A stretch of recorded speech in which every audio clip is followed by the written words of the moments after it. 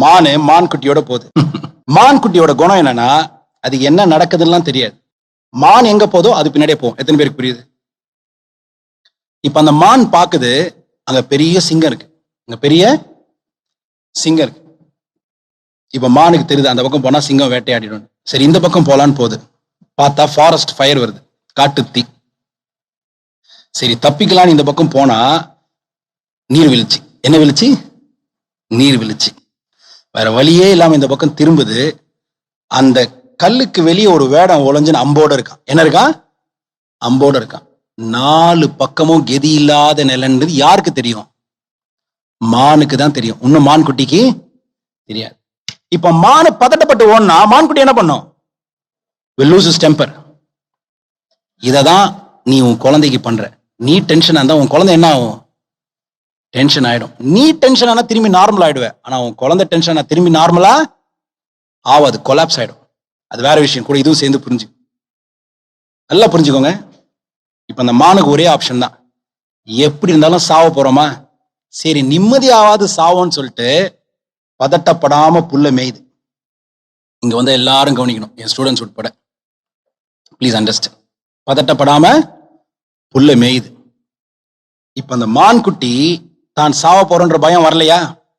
அது ரொம்ப ஹாப்பியா இருக்க போறோன்ற ஒரு, ஏன்னா மான் குட்டிக்கு எப்பவுமே ஒரு ஆசை இருக்கும். தாய் கூட இருக்கும் போதே அடுத்த இடத்த பார்த்துக்கும்.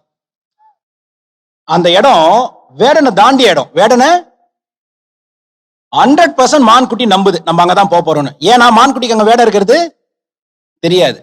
ஏன்னா இந்த மான் பயப்பில்லை. இப்ப நிம்மதியா புல்ல சாப்பிடுது. அன்எக்ஸ்பெக்டடா இடி மின்னலோட மழை வருது. என்ன வருது? காட்டு தீ அணைஞ்சுது.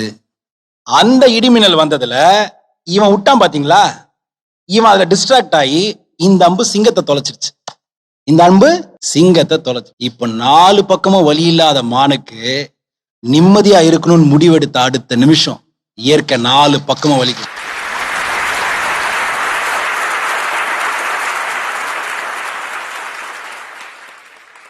உனக்கு எல்லாமே ப்ராப்ளமா இருக்கலாம், பாத்துக்கலாம். நான் வேற மாதிரி சொல்ல முடியும். காட்சிகள் இல்லாத இருளின் வெளிச்சத்தில் இறைவன் ஆட்சி செய்வான். அதை உன்னுள் இருக்கும் சிவனே சாட்சி செய்வான். புரியாம போயிடும் கண்ணு, புரியாம போயிடும்.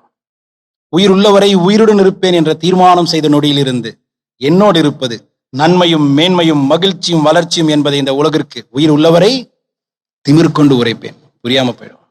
அதுதான் அவன் சொன்ன விஷயம். இனி வாழ்வதற்கு ஒரு கெதி இல்லை என்ற நிலையிலும் எனக்கு ஒரு விடியல் உண்டு என்று உணர்ந்த நொடியில் உன் விதி மாறும். இதுவே இறைவன் செய்த விதி.